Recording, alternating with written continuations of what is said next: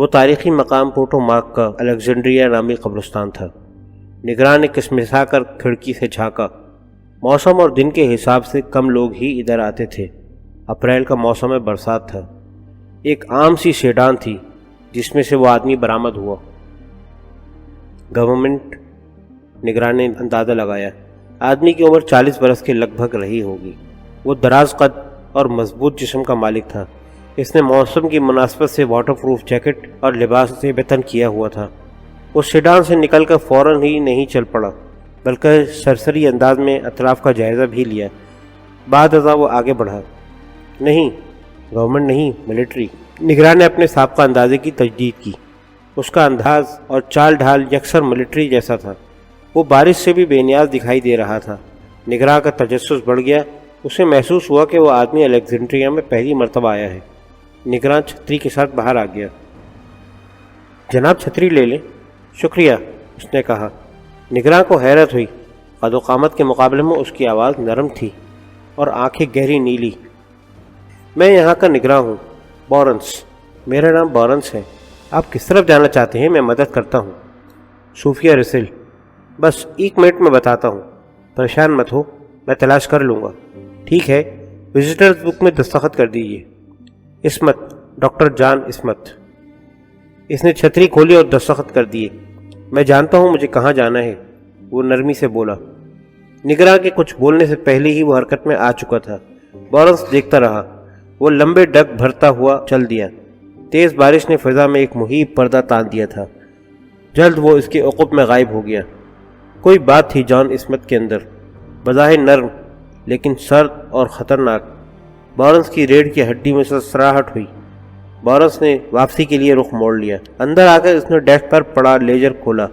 صوفیہ رسل کا نام تلاش کیا۔ قطار نمبر 17، پلاٹ نمبر 12۔ اس کی تدفین 1 سال قبل ہوئی تھی۔ جان عصمت، تم پھول لے کر کیوں نہیں آئے؟ بارنس نے گویا خود سے سوال کیا۔ عصمت پورے 1 سال تک اذیتناک لمحات کی یادوں سے برسر پیکار رہا تھا۔ ناکام رہا، بارہا تڑپا، بارہا آنسوؤں کو آزادی کا راستہ دکھایا کہ شاید دل ہلکا ہو جائے۔ آج 1 سال بعد وہ الیگزینڈریا آنے پر مجبور ہو گیا تھا۔ کربناک یادوں کا سیل روا تھا جو عمدہ چلا آ رہا تھا۔ United States Army Medical Research Institute for Infection Diseases, Frederick, Maryland, US ایمریٹ کا وہ سفید کمرہ وہ کیسے بھول سکتا تھا، جہاں وہ اپنی محبت، اپنی ہونے والی بیوی صوفیہ کو آکسیجن ٹینک میں تڑپتا دیکھ رہا تھا۔ وہ بے بس تھا، لاچار تھا، صوفیہ سے محض چند انچ کے فاصلے پر۔ صوفیہ نے ماہیے بے آپ کے مانند منہ کھولا ہوا تھا۔ وہ سانس نہیں لے پا رہی تھی۔ عصمت میڈیکل اسٹاف پر چیخ چلا رہا تھا۔ وہ خود بے بسی کی تصویر بنے ہوئے تھے۔ مان صوفیہ کے کرب میں ڈوبی ہوئی چیخ نے در و بام کو لرزا کے رکھ دیا۔ وہ چیخ عصمت کو بعد ازاں خوابوں میں ڈراتی رہی۔ چیخ کے ساتھ ہی صوفیہ کی کمر عقبی سمت میں کمان کی طرح مڑنا شروع ہوئی، ناقابل یقین زاویے پر۔ عصمت کی اپنی سانس رک گئی۔ صوفیہ کے جسم کا ہر مسام پسینہ اگل رہا تھا۔ اس کا چہرہ نیلا پیلا ہو گیا۔ 1 ساعت کے لیے اس کا ہر عضو جیسے اکڑ کیا، پھر سب کچھ ختم۔ عصمت کی دنیا اجڑ گئی۔ صوفیہ کی ناک اور حلق سے خون کا اخراج جاری تھا۔ روح نے جسم کا ساتھ چھوڑ دیا تھا۔ روح قفس عنصری سے پرواز کر گئی تھی۔ جان عصمت نہ جانے کب تک بارش میں چھتری لیے صوفیہ کے مدفن پر کھڑا رہا۔ بالآخر وہ بیٹھ گیا اور کتبے پر ہاتھ پھیر کر بڑبڑایا۔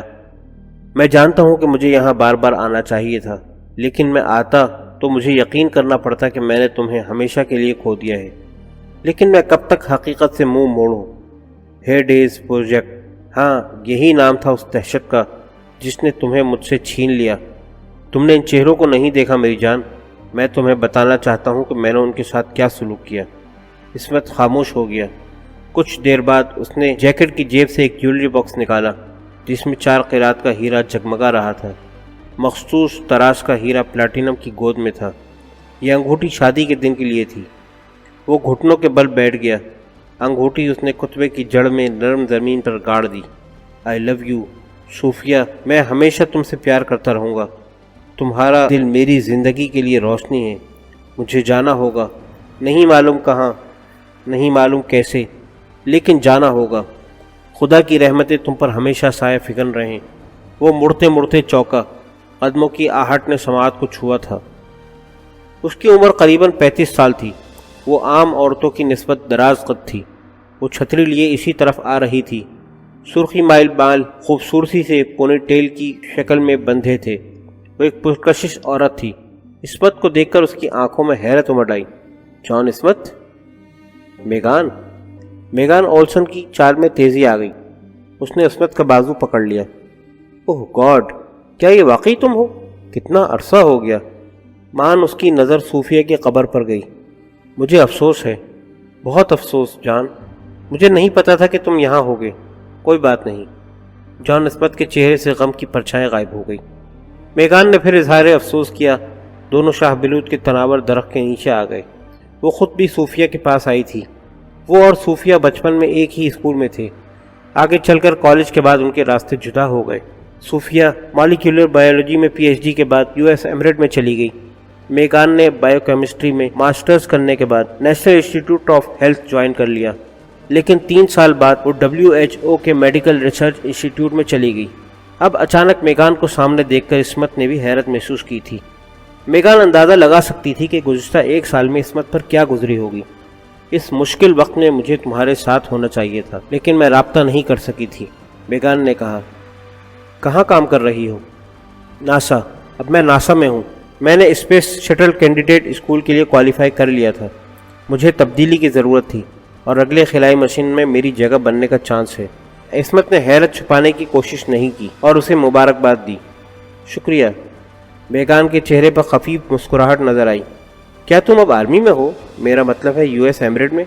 کہہ سکتے ہیں، شاید چھوڑ دوں۔ اس نے مبہم جواب دیا۔ تم واشنگٹن جاؤ گی؟ نہیں، مجھے آج رات ہیوسٹن کے لیے روانہ ہونا ہے۔ اور تمہاری رہائش تھرمونٹ میں ہے؟ میں نے وہ جگہ چھوڑ دی ہے۔ عصمت نے کارڈ نکال کر اس کی پشت پر نیا پتہ اور فون نمبر درج کیا اور میگان کو دے دیا۔ اپنا خیال رکھنا جان، میگان نے کارڈ رکھتے ہوئے کہا۔ تم بھی۔ عصمت ہاتھ ہلا کر رخصت ہو گیا۔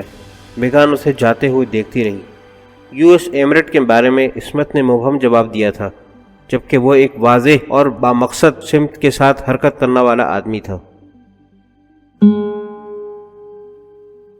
پینٹاگون کے ملٹری اور سویلین ملازمین کی تعداد 23,000 سے متجاوز تھی۔ پینٹاگون کے مخصوص تعمیر نے 4 ملین اسکوائر فٹ کے لگ بھگ رقبہ گھیرا ہوا تھا۔ وہاں موجود بہت سے دیگر افراد کے مانند ناتھن کلین بظاہر ایک عام سویلین تھا۔ ایک ہال کے کونے پر اس کا دفتر 2 دروازوں کے درمیان تھا۔ ایک پر الیکٹریکل روم لکھا تھا اور دوسرے پر مینٹیننس۔ یہ اور بات تھی کہ دونوں دروازوں کے پیچھے ایسا کچھ نہیں تھا۔ ان دروازوں کو کھولنے کے لیے جدید ترین کی کارڈ بھی بیکار تھے۔ یہی کلین کا سیکرٹ سوئٹ تھا، جہاں کوئی نیم پلیٹ نہیں تھی، صرف پینٹاگون کا کوڈ 28377 لکھا تھا۔ کلین کو وہاں چند ہی افراد نے دیکھا تھا۔ اگر کوئی کلین کے بارے میں دریافت کرتا تو کلین کا حلیہ اور عمر ہی بتائی جا سکتی تھی۔ درمیانہ قد، عمر 60 کے قریب، لمبی ناک اور نازک فریم کی اینک۔ یہ کہنا مشکل ہی نہیں، قطعی دشوار تھا کہ ناتھن کلین کون ہے اور پینٹاگون میں اس کی موجودگی کا کیا مقصد ہے۔ 8 بجنے والے تھے۔ کلین اب تک دفتر میں ڈیسک کے عقب میں موجود تھا۔ بہت کم لوگ اسے جانتے تھے اور جاننے والے بھی اسی ادارے کا حصہ تھے جسے کوورٹ 1 کا نام دیا گیا تھا۔ یہ انتہائی حساس اور خفیہ ادارہ تھا۔ دوسری تمام ایجنسیوں سے الگ، کوورٹ 1 کا آئیڈیا خود پریزیڈنٹ آف USA کے ذہن کی پیداوار تھا۔ کلین اس کا سربراہ تھا۔ وہ پریزیڈنٹ کے لیے آنکھوں اور کانوں جیسا تھا۔ وہ براہ راست صرف پریزیڈنٹ کو جواب دیتا۔ کوورٹ 1 کی حقیقت سے ملٹری انٹیلیجنس، بیوروکریسی، حتیٰ کہ کانگریس بھی لا علم تھی۔ یہ کوئی رسمی ادارہ نہیں تھا، نہ اس کا کوئی ہیڈ کوارٹر تھا۔ کوورٹ 1 کے کارکن انتہائی احتیاط کے ساتھ مخصوص فارمولے کے تحت چنے گئے تھے۔ بیشتر آپس میں بھی ایک دوسرے کی حقیقت سے بے خبر تھے۔ سب اپنی اپنی فیلڈ کے ماہر اور چنیدہ افراد تھے۔ تمام کا کوئی نہ کوئی ملٹری تعلق رہا تھا۔ کرنل جان عصمت کا تعلق کوورٹ 1 سے تھا۔ کلین کے لیے وہ بہترین میں سے ایک تھا۔ کلین نے فولڈر میں موجود رپورٹ پر آخری نظر ڈالی، فولڈر بند کیا اور اینک اتار دی۔ آنکھوں کا مساج کر کے سر اس نے نشست گاہ کی پشت سے لگا دیا۔ اسی وقت ملحقہ دروازہ کھلا اور میگی ٹیمپل اندر داخل ہوئی۔ میگی کلین کی اسسٹنٹ تھی۔ کوورٹ 1 سے پیشتر وہ 10 سال NSA میں کام کر چکی تھی۔ کلین نے سوالیہ نظر اچھالی۔ کچھ دکھانا ہے آپ کو، میگی نے کہا۔ کلین اس کے ساتھ دوسرے کمرے میں آ گیا۔ جو دراصل ایک بڑا کمپیوٹر اسٹیشن تھا۔ سرورز، مانیٹر، اسٹوریج یونٹس، بہترین سافٹ ویئرز۔ کلین میگی کے عقب میں کھڑا ہو کر اس کی مخروطی انگلیوں کی مہارت کو دیکھ رہا تھا جو کی بورڈ پر تھرک رہی تھی۔ پریزیڈنٹ اور کلین کے بعد میگی واحد اہلکار تھی جو کوویڈ 1 کے تمام امور سے واقف تھی۔ میگی NSA کے علاوہ CIA کے ایڈمن میں بھی رہ چکی تھی۔ جیسے ہی اس کی انگلیوں کا رقص تھما، اسکرین کے مرکز میں 2 الفاظ چمکنے لگے، ویکٹر 6۔ کلین کے جسم میں سنسنی کی لہر دوڑ گئی۔ وہ جانتا تھا ویکٹر 6 کون ہے، اور ویکٹر 6 کے ظاہر ہونے کا مطلب تھا ایمرجنسی سگنل۔ کیا میں پیغام اٹھاؤں؟ میگی نے سوال کیا۔ پلیز، کلین نے ایک لفظ استعمال کیا۔ مخروطی انگلیوں کا رقص پھر شروع ہو گیا۔ جلد ہی پیغام نمودار ہوا۔ مختصر سادہ پیغام تھا، گمنام فرنچ ریسٹورنٹ، مینیو، سی فوڈ، قیمت اور وقت۔ اگر کسی تیسری پارٹی کو شک ہوتا اور وہ اس سادہ پیغام کو ڈیکوڈ کرنے کی کوشش کرتی تو کچھ ہاتھ نہ آتا۔ کلین آخری مرتبہ ویکٹر 6 سے ملا تھا تو پیغامات کی ہیئت مقرر کی تھی جو دراصل کوڈ تھے، اور یہ پیغام ڈسٹریس کال کی مانند تھا جو انتہائی مجبوری میں دیا گیا تھا۔ یہ فوری انخلا کی التجا تھی۔ کلین نے بنا کسی ہچکچاہٹ کے کہا، پلیز یوں جواب دو، ریزرویشن 2 کے لیے۔ جواب فرنچ میں تھا۔ میگی کی انگلیوں نے حرکت کی۔ فرنچ میں 3 الفاظ تھے جو 2 عدد ملٹری سیٹلائٹ سے ٹکرا کر زمین پر واپس آئے۔ کلین نہیں جانتا تھا کہ ویکٹر 6 اس وقت کس مقام پر ہے۔ اس نے وہی زبان استعمال کی تھی جس میں پیغام آیا تھا۔ ظاہر ہے ریزرویشن کی بات بھی کوڈڈ تھی۔ ویکٹر 6 کے پاس کلین کا دیا ہوا لیپ ٹاپ تھا۔ وقفہ دے کر کلین نے دوسرا کوڈڈ پیغام بھجوایا، مجھ سے بات کرو۔ کلین نے گھڑی میں وقت دیکھا۔ اسکرین پر پیغام آیا، ریزرویشن کنفرمڈ، اور اسکرین تعلیق ہو گیا۔ ویکٹر 6 مخصوص وقت میں زیادہ آن لائن ٹھہر نہیں سکتا تھا۔ مختصر وقت میں رابطہ ہوا، ہنگامی درخواست موصول ہوئی، قبول کی گئی اور ویکٹر 6 نے تصدیق کر دی۔ اب وہ دوبارہ رابطے کے لیے یہ چینل استعمال نہیں کر سکتا تھا۔ میگی نے لنک بند کر دیا۔ کمرے میں 2 ہی کرسیاں تھیں۔ کلین کرسی پر بیٹھ گیا۔ وہ سوچ رہا تھا کہ کس ناگہانی نے ویکٹر 6 کو رابطے پر مجبور کیا۔ CIA اور دوسری ایجنسیوں کے برعکس کوویڈ 1 کے ایجنٹس ملک سے باہر بہت کم تھے۔ صورتحال کلین کے طریقہ کار کے مطابق نہیں تھی۔ وہ سمجھ گیا تھا کہ ویکٹر 6 حالت فرار میں ہے، کوئی بہت خراب بات ہے، مخدوش اور خطرناک، جس کی وجہ سے وہ بھاگنے پر مجبور ہے۔ عصمت، بالآخر کلین نے کہا، پلیز میگی اسے لائن پر لاؤ۔ عصمت خواب میں صوفیہ کو دیکھ رہا تھا۔ اس کی تربیت یافتہ حسیات نے فون کی مداخلت سے آگاہ کیا۔ عام فون کے بجائے محفوظ لائن کا سگنل تھا۔ وہ دوسرے سگنل پر بیدار ہو گیا۔ وہ میدان جنگ کا سابق سرجن تھا، تاہم لڑائی بھڑائی کے فن سے بھی آگاہ تھا۔ اچانک بیدار ہونے کی صورت میں بھی وہ الرٹ رہتا تھا۔ یہ تحفہ حاصل کرنے کے لیے عصمت نے خاصی تگ و دو کی تھی، اور یہ عادت کئی نازک مواقع پر خوب اس کے کام آتی رہی تھی۔ وہ کتنی ہی بار دوسروں کے ساتھ ایسے حالات سے گزرا تھا جب انتھک لامحدود مدت تک کام کے دوران تھوڑی تھوڑی نیند لی جاتی تھی۔ ایک ہی ہستی تھی جو محفوظ لائن پر اسے کسی بھی وقت فون کر سکتی تھی۔ عصمت سمجھ گیا کہ ایک نئے دن کا آغاز ہو چکا ہے۔ Good evening mister Clean. Good evening John. Andrew air base پہنچنے کے لیے کتنا وقت لوگے؟ عصمت نے گہری سانس لی۔ کلین کبھی فوراً کام کی بات نہیں کرتا تھا۔ واضح مطلب تھا کہ کوئی بحران ہے اور تیزی سے قریب تر ہو رہا ہے۔ 45 منٹ سر۔ گڈ۔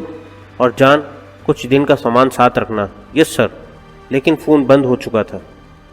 حسب معمول عصمت تیار حالت میں رہتا تھا۔ 3 منٹ شاور کے لیے، 3 منٹ میں شیو اور لباس، 2 منٹ میں ڈبل چیکنگ۔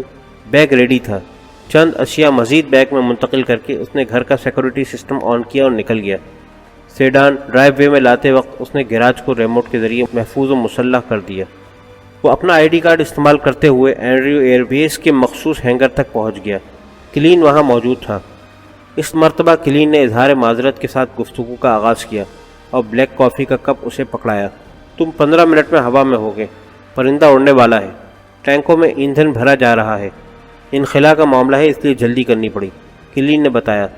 عصمت انخلا کی اصطلاح کا مطلب خوب سمجھتا تھا۔ کسی کو یا کسی چیز کو کسی جگہ یا سچویشن سے خاموشی اور صورت سے نکالنا ہے۔ لیکن عصمت یہ بھی جانتا تھا کہ ایسے کام کے لیے سویلین اور ملٹری دونوں طرح کے ماہرین مہیا ہوتے ہیں۔ پھر اسے کیوں بلایا گیا؟ اس نے اپنے خیالات کا اظہار بھی کر دیا۔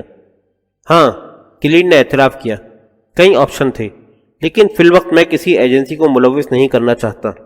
دوسرے یہ کہ میں اس آدمی سے مل چکا ہوں۔ تیسرے، تم بھی اسے جانتے ہو۔